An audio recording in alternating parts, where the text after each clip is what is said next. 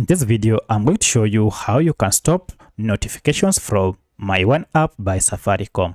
If you are getting a lot of notifications and you no longer need them, then let me show you how you can disable them. If this video helps, please like and subscribe. So to fix this, just go to your app and long press on it to access the app info page. So you can see my app info is here, but for your case, if you can see the app info, you should see a settings gear around here, or even the name of the app. Tap on any of this to access my One App info page.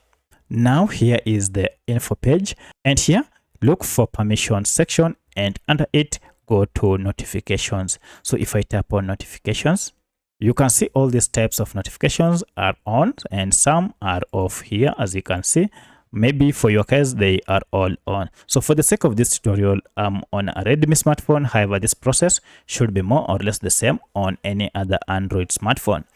Now to stop or disable all these notifications, instead of turning off one by one here, just go ahead and toggle off show notifications, and this will disable all the other types of notifications such as vibration, play sound, lock screen notifications, permanent notifications, among others.